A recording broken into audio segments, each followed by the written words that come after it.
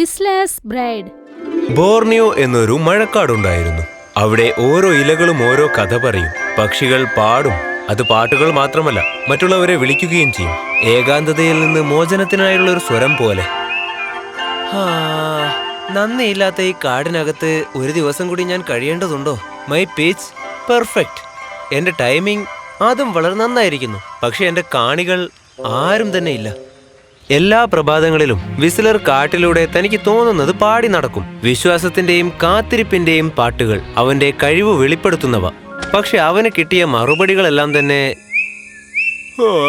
വിസിലർ, നിനക്കൊന്ന് ശബ്ദം ഉണ്ടാക്കാതിരിക്കാൻ പറ്റുമോ? ഞങ്ങൾക്കൊന്നും അലാറം വെച്ച് എഴുന്നേൽക്കേണ്ട ഒരു ആവശ്യവും ഇല്ല. ഞങ്ങൾ സ്വപ്നം കണ്ടോട്ടെ. ഇതിന്റെ പേരാണ് കല. പതിയെ നീങ്ങുന്ന എന്റെ കൂട്ടുകാരാ, ഒരു കലയെ നീ ഇങ്ങനെ കുറ്റപ്പെടുത്തിയാൽ എങ്ങനെയാണ് കഴിവുകൾ പുറത്തു വരിക? എന്തു തന്നെ കഴിവാണെങ്കിലും നീ ഇപ്പോഴും ഇവിടെ ഒറ്റയ്ക്ക് തന്നെയല്ലേ അനിയാ? നിനക്ക് ചേർന്ന കാണികളാരും ഇവിടെ ഇല്ലാന്നുള്ളത് നിനക്കറിയില്ലേ? നിനക്കറിയില്ല. എന്റെ കാര്യങ്ങളൊക്കെ പ്രൈവറ്റ് ആയിട്ട് വെക്കാനാ എനിക്ക് താല്പര്യം. നീ നിന്റെ സ്വപ്നങ്ങളിലേക്ക് തന്നെ പോയിക്കോ. ഞാൻ നിന്നെ ശല്യപ്പെടുത്താൻ വരുന്നില്ല സുഹൃത്തേ.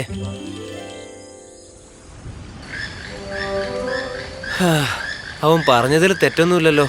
ഓരോ നോട്ടും ഓരോ വിസിലും ഒരിക്കലും മറുപടി തരാത്ത ഏതോ ഒരാളെ ഞാൻ വിളിക്കുന്നത് പോലെയല്ലേ ഉള്ളത്. പക്ഷേ വിസ്ലറിന്റെ ദിവസങ്ങൾ മാറാൻ പോവുകയാണ്. നമ്മൾ നോക്കിയ സ്വപ്നം കാണുന്നവർക്ക് പോലും ഒരു അവസരം കിട്ടും. ചില സമയങ്ങളിൽ നമുക്ക് ആവശ്യമുള്ളത് ചില വീഴ്ചകളാണ്. മരക്കൊമ്പിൽ നിന്നോണ്ടിരുന്നപ്പോൾ ബാലൻസ് തെറ്റി താഴെ വീണു. അതും താഴെ ഉണ്ടായിരുന്ന ഇലകളുടെ മേലെ. ഹലോ, ഇവിടെ ആരെങ്കിലും ഉണ്ടോ? നിങ്ങൾ എന്നെ ഇരയാക്കാൻ വന്നതാണോ? എനിക്കതിനെ നിന്ന് തരാൻ താല്പര്യമില്ല. ഹായ്, ഞാൻ ഒളിഞ്ഞിരുന്ന് കേട്ടതല്ല. നീ പാടിയത് കേൾക്കാൻ വളരെ നന്നായിരുന്നു. ഓ അത് ഞാൻ എപ്പോഴും പാടാറുള്ളതാണ്. ഇതൊരു വലിയ കാര്യമൊന്നുമല്ല. നേരാണോ? നിന്റെ സ്വരം വളരെ നന്നായിരുന്നു. ആർക്കോ വേണ്ടി പാടുന്നത് പോലെ തോന്നി. ശരി, നിനക്കൊന്നും പറ്റിയില്ലല്ലോ അല്ലേ? നീ താഴെ വീണു അല്ലേ? ഞാനോ? ഞാൻ നന്നായിരിക്കുന്നു, വളരെ നന്നായിരിക്കുന്നു. ഈ കൊമ്പുകളെ ഒന്നും വിശ്വസിക്കാൻ പാടില്ല. അതായത് ഞാൻ ശരിക്കും അല്ല. നീ ഇവിടെ പുതിയതാണോ? ഇതുവരെ നിന്നെ ഇവിടെയൊന്നും ഞാൻ കണ്ടിട്ടില്ലല്ലോ. അതെ, വിശ്വസിക്കാൻ പറ്റുന്നില്ലേ? ഞാൻ പുതിയവളാണ്. ഈ ബാർണിയോ മലക്കാടിന്, അതായത് ഈ പ്രകൃതിക്കല്ല. പ്രകൃതിയെക്കുറിച്ച് എനിക്ക് നന്നായി അറിയാം. ഈ ആഴ്ചയാണ് ഞാൻ ഇവിടേക്ക് വന്നത്. ഞാൻ കടൽക്കരയിലാണ് ജീവിച്ചിരുന്നത്. പക്ഷേ അവിടെ വളരെ ശബ്ദമായിരുന്നു. അതുകൊണ്ടാണോ നീ ഇവിടെ വന്നത്? ഈ കാട് മുഴുവനും തത്തകളും കുരങ്ങന്മാരും ഒക്കെയാണ് ഉള്ളത്. നിന്റേതൊരു നല്ല തീരുമാനമാ. ഇത് ശബ്ദത്തിനെ കുറിച്ചല്ല, എനർജിയെ കുറിച്ചാണ്. ഇവിടെ എല്ലാം തന്നെ എനിക്കിഷ്ടമായി. പക്ഷെ അവിടെ ഞാനുള്ളത് എനിക്ക് പോലും അറിയില്ല. അത്രയ്ക്ക് ശബ്ദമാണ് അവിടെ. സൂക്ഷിക്കണം. നീ ഇതുപോലെ കവിത പറയുകയാണെങ്കിൽ മിന്നാമിനുങ്ങുകളൊക്കെ തന്നെ നിന്റെ പുറകെ കൂടാൻ തുടങ്ങും.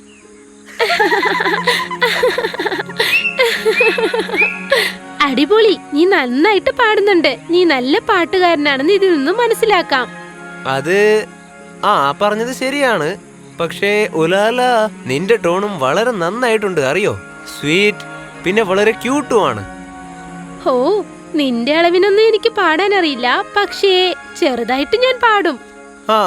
ശരി. ചില സമയങ്ങളിൽ അവരാണ് മികച്ച കാണികൾ. നീ എങ്ങനെ? നിനക്ക് വേണ്ടി നീ പാടുവോ? ഞാൻ ആരെയും ആകർഷിക്കാൻ വേണ്ടി പാടിയിട്ടില്ല, ചുമ്മാ പാടും. നിന്റെ ഫീലിങ്സിനെ അറിയിക്കാനായി നീ എപ്പോഴെങ്കിലും പാടിയിട്ടുണ്ടോ? ചില സമയങ്ങളിൽ. പക്ഷേ നമ്മുടെ വികാരങ്ങളെ പാട്ടിൽ ഉൾപ്പെടുത്തുന്നത് വളരെ ഈസിയാണ്, അറിയില്ലേ? എനിക്ക് മനസ്സിലായി. അതായത് അറിയാമെന്ന് പറഞ്ഞതാ. ഞാൻ എല്ലാം കളഞ്ഞിട്ട് എന്തോ നിന്നെ തേടിയാണ് വന്നത്. അതുപോലെയാണെന്ന് തോന്നുന്നു. പക്ഷെ അങ്ങനെയൊന്നും ഉണ്ടോന്ന് പോലും അറിയില്ല. ശരി, നീ കണ്ടുപിടിക്കുകയാണെങ്കിൽ എന്നോട് പറയണം കേട്ടോ. ഞാൻ നിന്നെ സഹായിക്കാം. അവർ പരസ്പരം പുഞ്ചിരിച്ചു. അവരാദ്യമായിട്ടാണ് കാണുന്നതെങ്കിലും അവർക്കൊരിക്കലും അങ്ങനെ അനുഭവപ്പെട്ടില്ല. എനിക്ക് പോകേണ്ട സമയമായി. ഇവിടെ ചുറ്റി നോക്കാൻ ഇനിയും ഒരുപാട് സ്ഥലമുണ്ട്. അതെ, നീ ഒരുപാട് കുരങ്ങന്മാരെ മറികടക്കണം. എന്നോട് പറഞ്ഞതിന് ഒരുപാട് നന്ദി. എപ്പോ വേണേലും സംസാരിക്കാം. ചില സമയങ്ങളിൽ ധൈര്യത്തോടെ നിങ്ങൾ ചില കാര്യങ്ങളെ എതിർക്കുമ്പോൾ മനസ്സിൽ താനെ ഒരു പാട്ടുണ്ടാവാറുണ്ട്.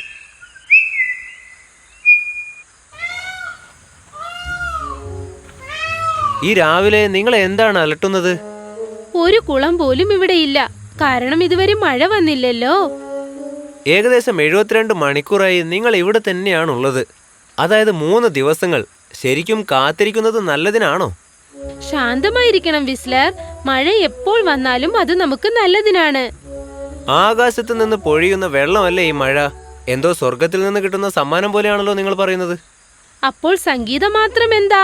നിന്റെ ശരീരത്തിൽ നിന്നും വരുന്ന ശബ്ദം കാറ്റിനോട് ഒന്നിക്കുന്നതല്ലേ?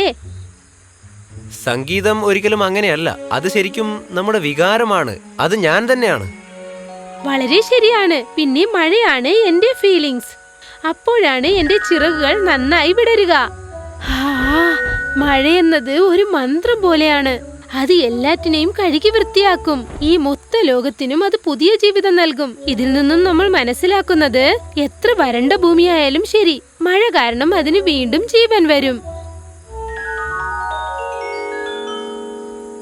ശരി, മഴ പെയ്യാതെ തന്നെ നിങ്ങളുടെ പീലികൾ കാണാൻ നല്ല ഭംഗിയുണ്ട്. ഞാനൊന്ന് ചോദിച്ചോട്ടെ, സൗന്ദര്യത്തിന് ഇവിടെ എന്ത് വിലയാണുള്ളത്?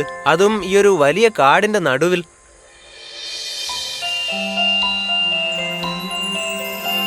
ഭംഗി എന്നത് മറ്റുള്ളവർ നമ്മളെ കാണാൻ വേണ്ടി മാത്രമല്ല, നമ്മളും അത് മനസ്സിലാക്കണം. നിന്റെ സംഗീതത്തെ പോലെ. നീ പാടുന്നത് ആരും കേട്ടില്ലെങ്കിൽ നീ പാടുന്നത് നിർത്തുമോ? ഒരിക്കലും ഞാൻ അങ്ങനെ ചെയ്യില്ല. പക്ഷേ അതുപോലെ തന്നെ മഴയുടെ കഴിവിനെ ആരും അംഗീകരിക്കണമെന്ന് ആവശ്യമില്ല.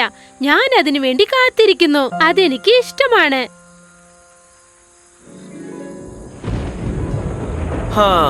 ഇനി എന്താ? ഞാൻ ഇങ്ങനെ തന്നെ ഇവിടെ നിൽക്കണോ? ഇപ്പോൾ നമ്മൾ മഴയ്ക്ക് വേണ്ടി കാത്തിരിക്കണം. എന്തിനു വേണ്ടി?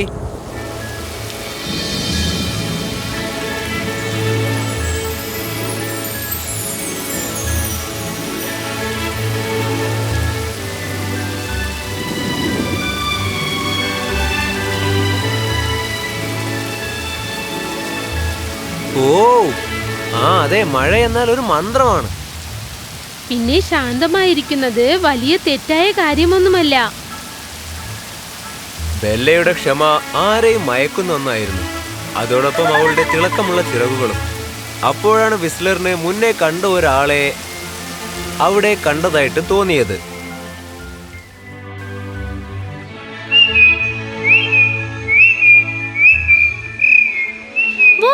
എന്ത് ചെയ്യുകയാണ് മാസ്റ്ററോ? തനിച്ച് വിഷമിച്ച് പാടിക്കൊണ്ടിരിക്കുകയാണോ? എന്താ, നിനക്ക് എന്തെങ്കിലും വിഷമമാണോ? ദേ നോക്കിയേ, അതൊക്കെ എന്റെ സ്വകാര്യതയാണ്. ഇല്ല, നിന്നെ പോലുള്ള നീല പക്ഷിയെ ഞാൻ തീർച്ചയായും ചിരിപ്പിച്ചല്ലേ പറ്റൂ. പറയൂ വിസ്ലർ, നിന്റെ പ്രശ്നം എന്താണ്? എനിക്കറിയില്ല. അത് മഴ പെയ്തതിനു ശേഷം ഈ സ്ഥലം വളരെ സമാധാനപൂർണമായിട്ട് അനുഭവപ്പെടുന്നു. ചില സമയത്ത് എനിക്ക് വിഷമവും തോന്നുന്നു. എന്ന് വെച്ചാൽ അതിനെ ഭാരമായി കരുതുന്നത് നീയാണ്. നന്ദിയുണ്ട്, അത് സഹായകരമായിരുന്നു. തീർച്ചയായും. ദേ നോക്ക്, ജീവിതം നമുക്ക് ഒരുപാട് പ്രശ്നങ്ങൾ തരും. കാറ്റ്, മൃഗങ്ങൾ, ഒരുപാട് ചീത്ത കാര്യങ്ങൾ. പക്ഷേ സന്തോഷം, അത് നിന്റെ കയ്യിലാണുള്ളത്. അത് നീ മനസ്സിലാക്കണം വിസ്ലർ. കണ്ടോ, നീ എന്തുകൊണ്ട് നിന്നെ തന്നെ സന്തോഷമായി വെച്ചുകൂടാ? നിനക്കെന്താ, ഭ്രാന്താണോ? പക്ഷേ നീ വളരെ ഭംഗിയുള്ളവനാണ്, അറിയാമോ? ഒരുപക്ഷെ അതുകൊണ്ടായിരിക്കും ആ പാട്ടുപാടുന്ന പക്ഷി നിന്നെ മുൻപേ തന്നെ തേടി വന്നത്. പാട്ടുപാടുന്ന പക്ഷിയോ? അതെ, അവളെ കാണാൻ വളരെ നന്നായിരുന്നു. ഈ മണ്ടനായ നീല പക്ഷിയാണ് അവൾ തേടിക്കൊണ്ടിരുന്നത്. അവൻ നന്നായി പാടുമെന്നും പറഞ്ഞു. എന്ത് വേണമെങ്കിലും ചെയ്യേ. പക്ഷേ നീ വിഷമിക്കേണ്ട ആവശ്യമില്ല മാസ്ട്രോ, അവൾ നിന്നെയാണ് തേടിക്കൊണ്ടിരിക്കുന്നത്.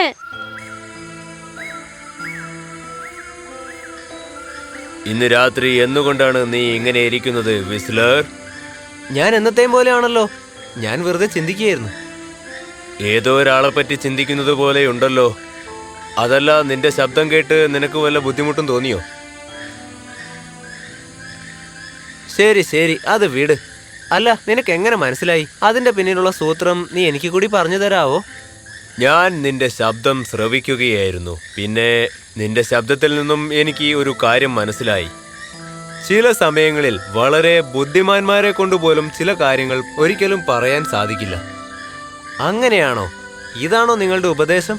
സന്തോഷം. ഞാൻ പറയുന്നത് കേൾക്കൂ വിസ്ലർ.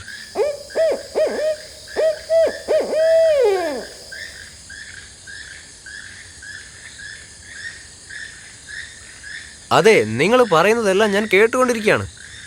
അല്ല, നീ വെറും ശബ്ദങ്ങൾ മാത്രമേ കേൾക്കുന്നുള്ളൂ. എന്നാൽ അവയൊന്നും നീ ശ്രദ്ധിക്കുന്നില്ല. ഓരോ ശബ്ദത്തിനും ഒരു കഥയുണ്ട്, അവയ്ക്കൊരു ലക്ഷ്യമുണ്ട്. ചിലത് മുന്നറിയിപ്പുകളാണ്, ചിലത് നമ്മളെ ക്ഷണിക്കുന്നവയാണ്. പക്ഷേ ശ്രദ്ധിക്കാൻ, ആത്മാർത്ഥമായിട്ട് ശ്രദ്ധിക്കാൻ, നിന്റെ മനസ്സിനെ നീ ശാന്തമായി നിലനിർത്തണം.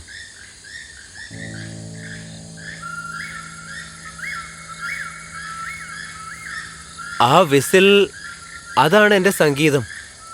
ഓ, ആ പാട്ട് പാടുന്ന പക്ഷിയാണോ? ഇന്ന് മുഴുവനും അവൾ അതിനുവേണ്ടി ശ്രമിക്കുകയായിരുന്നു. അവൾക്ക് നിന്നെ ഇഷ്ടപ്പെട്ടു എന്ന് തോന്നുന്നു. അവൾ അങ്ങനെ പറഞ്ഞോ? അവൾ അങ്ങനെ പറഞ്ഞില്ല വിസ്ലർ. പക്ഷെ ഞാൻ അവളെ ശ്രദ്ധിച്ചു. ഇതിൻ്റെ പേരാണ് മിററിംഗ്. ഇതൊരു കലയാണ്, അതെനിക്ക് മാത്രമേ അറിയൂ. അതിലൂടെ നമുക്ക് കാര്യങ്ങളെ കണ്ടു മനസ്സിലാക്കാം. ഓസ്കാർ വൈൽഡ് ഒരിക്കലൊരു കാര്യം പറഞ്ഞിട്ടുണ്ട്: അനുകരണമാണ് മറ്റുള്ളവരുടെ സഹായം ചോദിക്കാനുള്ള ഏറ്റവും ശുദ്ധമായ രൂപമെന്ന്. എന്നുവെച്ചാ എന്താ അതിൻ്റെ അർത്ഥം? അവൾ നിന്നെ പേര് ചൊല്ലി വിളിച്ചില്ല എന്നേ ഉള്ളൂ. പക്ഷെ അവളുടെ പാട്ട്, അവളുടെ ടോൺ, അതിലൂടെ അവൾ നിന്നെയാണ് അന്വേഷിച്ചതെന്ന് മനസ്സിലായി. നീ വളരെ നന്നായി പാടുന്നുണ്ട് വിസ്ലർ. പക്ഷേ ചില സമയങ്ങളിൽ നീ പാടുന്ന പാട്ടുകൾ നിന്റെ വികാരങ്ങളെ അവളെ മനസ്സിലാക്കി കൊടുത്തിട്ടുണ്ടാവും വിസ്ലർ. അങ്ങനെയാണോ? അപ്പോ ഞാനിപ്പോ എന്താ ചെയ്യേണ്ടത്? നീ അവളെ അന്വേഷിക്കേ. പക്ഷെ ഇത്തവണ വിസ്ലർ, നീ നാണിക്കാൻ പാടില്ല. സിമ്പിളായിട്ട് കാര്യങ്ങൾ സംസാരിക്കുക. ആവശ്യമില്ലാതെ കാര്യങ്ങൾ കോംപ്ലിക്കേറ്റഡ് ആക്കരുത്. ആ പിങ്ക് കളർ പക്ഷി പാടുന്നത് അപ്പോൾ അവൻ കേട്ടു. അവളുടെ മധുരമായ ശബ്ദം ഇവന് കേൾക്കാൻ കഴിഞ്ഞു. മറുപടിക്കു വേണ്ടി കാത്തിരിക്കുന്ന ചോദ്യത്തെ തേടി അവൻ പോയി. ഞാൻ നിന്നെ കഷ്ടപ്പെട്ടാ കണ്ടുപിടിച്ചത്. എല്ലാ കാലത്തേക്കും ഞാൻ നിന്നെ ഇങ്ങനെ തേടി അലയണോ? നീ മാത്രം എന്താ പാട്ട് പാടുന്നതല്ലാതെ ഒന്നും ശ്രദ്ധിക്കുന്നില്ലല്ലോ. അത് ശരിയാ. ഞാൻ അധികം കാര്യങ്ങളൊന്നും അങ്ങനെ ശ്രദ്ധിക്കാൻ പഠിച്ചിട്ടില്ല. പക്ഷെ ഞാൻ പഠിക്കുകയായിരുന്നു. അത് ശരി. അങ്ങനെ എന്താണ് നീ പഠിച്ചത്? ക്ഷമ എന്ന് വെച്ചാൽ കാത്തിരിക്കുക മാത്രമല്ല, നമ്മുടേതായ നിമിഷം വരുമെന്നുള്ള വിശ്വാസം കൂടിയാണ്. ബെല്ല എന്നെ ഇതാണ് പഠിപ്പിച്ചത്. ആ മയിലാണോ? ബുദ്ധിശാലിയാണ്. അവള് തന്നെ. പിന്നെ ചിർപ്പി, ആ പേരയ്ക്ക് സന്തോഷത്തെ നമ്മൾ പോയിട്ട് കണ്ടെത്തണമെന്നും പറഞ്ഞു. നമ്മളാണ് തിരഞ്ഞെടുക്കേണ്ടത്. അത് കുറച്ച് ഭാരമുള്ളതാണെങ്കിലും ശരി, നമുക്ക് ചിരിക്കാനും പറ്റും, നമുക്ക് പാടാനും പറ്റും. അങ്ങനെയാണെങ്കിൽ ആ വയസ്സായ മൂങ്ങയും എന്തെങ്കിലും പറഞ്ഞിരിക്കുമല്ലോ. ഹൂട്ടാണോ? എന്നോട് അദ്ദേഹം ശ്രദ്ധിക്കാൻ പറഞ്ഞു. ശ്രദ്ധിച്ചാൽ മാത്രമേ മറ്റുള്ളവരുടെ കഥ നമുക്ക് മനസ്സിലാക്കാൻ പറ്റൂ എന്ന് പറഞ്ഞു. പിന്നെ ലിറ, നീ, എനിക്കെന്നെ കേൾക്കാനുള്ള കഥകളെല്ലാം നിന്റേതാണ്. ഇന്ന് എന്റെ മനസ്സ് മുഴുവനും നീ മാത്രമായിരുന്നു, അറിയോ? ഞാൻ എപ്പോഴും വ്യത്യസ്തമായവളാണ്. ചെറുതായിരിക്കും, ശാന്തമായിരിക്കും, ആർക്കും സെറ്റായില്ല. അതുകൊണ്ടാണ് ഞാൻ തിരിച്ചത്. എനിക്കായ സ്ഥലം ഞാൻ തേടുകയായിരുന്നു. ചില സമയങ്ങളിൽ നമ്മൾ എവിടെയാണെന്നതിൽ ഒരു കാര്യവുമില്ല. നമുക്കിടയിലെ ബന്ധമാണ് പ്രധാനം. അങ്ങനെയാണെങ്കിൽ നമ്മൾ തമ്മിൽ ബന്ധമുണ്ടെന്ന് വിചാരിക്കുന്നോ? എനിക്കങ്ങനെ തോന്നുക മാത്രമല്ല, അത് ശരിക്കും ഉണ്ട്. ഞാൻ നാണിച്ചപ്പോ നിനക്ക് ധൈര്യം ഉണ്ടായിരുന്നു. ഞാൻ ഒച്ചത്തിൽ സംസാരിച്ചപ്പോ നീ പയ്യെ സംസാരിക്കുന്നു. നമ്മൾ ഒന്നിച്ചു നിന്നാൽ തനിച്ച് സാധിക്കാത്ത പല കാര്യങ്ങളും നമുക്ക് ഒരുമിച്ച് സാധിക്കാം. ആദ്യം നിന്റെ സ്വരം കേട്ടപ്പോൾ നീ പാടുന്നത് പോലെയല്ല എനിക്ക് തോന്നിയത്. എന്നെ ആരോ വിളിക്കുന്നത് പോലെയാണ് തോന്നിയത്. ഞാൻ അതുകൊണ്ടാണ് നിന്റെ അടുത്തേക്ക് വന്നത്. നിനക്കൊരു കാര്യം അറിയോ? ഞാൻ ജീവിതകാലം മുഴുവനും ഇങ്ങനെ പാടേണ്ടി വരുമെന്ന് വിചാരിച്ചതാ. പിന്നെ നീ ഞാൻ പാടിയത് കേട്ടു. പിന്നെ ആദ്യമായിട്ട് എന്റെ പാട്ടിന് ആരാധികയുള്ളത് പോലെ എനിക്ക് തോന്നി. നിന്റെ മെലഡിയായി ഞാൻ എന്നും നിന്റെ കൂടെ ഉണ്ടാവട്ടെ ലിറ. ഇനി മുതൽ നമുക്ക് ഒന്നിച്ച് ജീവിച്ചാലോ? നിന്റെ പാട്ടിന്റെ സ്വരമായിരിക്കാൻ സമ്മതിച്ചാൽ ഞാൻ ഇതിന് സമ്മതിക്കുന്നു. ചില സമയങ്ങളിൽ അറിയിപ്പില്ലാതെയും ബന്ധങ്ങൾ ഉണ്ടാവും. മഴക്കാടിനുള്ളിൽ വരുന്ന കാറ്റുപോലെ, പ്രതീക്ഷിക്കാതെ, ശാശ്വതമല്ലാതെ, പക്ഷേ മനോഹരമായി. ഇതൊരു സാധാരണ കല്യാണമല്ല. വളരെ ആഡംബരമായിട്ട് തന്നെ ഇത് ആഘോഷിച്ചു. സ്നേഹത്തോടെ അവരുടെ ശക്തി പുറത്തു കാണിക്കുന്നത് പോലെ. ലെഫ്റ്റിൽ 1 മില്ലിമീറ്റർ ശരിയായിട്ടുണ്ട്. ഇതൊക്കെ വളരെ നന്നായിട്ടുണ്ട്. നമ്മുടെ മനസ്സാണ് എല്ലാറ്റിനും കാരണം. തയ്യാറാണോ? ജനിച്ചതു മുതൽ. വിസ്ലറിന്റെയും ലീറയുടെയും കഥ വെറും ഒരു കഥയേക്കാൾ ഉപരിയായിരുന്നു. അത് പ്രതീക്ഷയുടെ കഥയായിരുന്നു. ഓരോ കൊമ്പുകളും അത് പരസ്പരം പറയാൻ തുടങ്ങി. പരസ്പര സ്നേഹത്തിന്റെ ഒരു പ്രതീകമായി ആ കഥ എങ്ങും അലയൊലിച്ചു. ക്ഷമയുടെ പ്രാധാന്യവും അത് പറഞ്ഞു.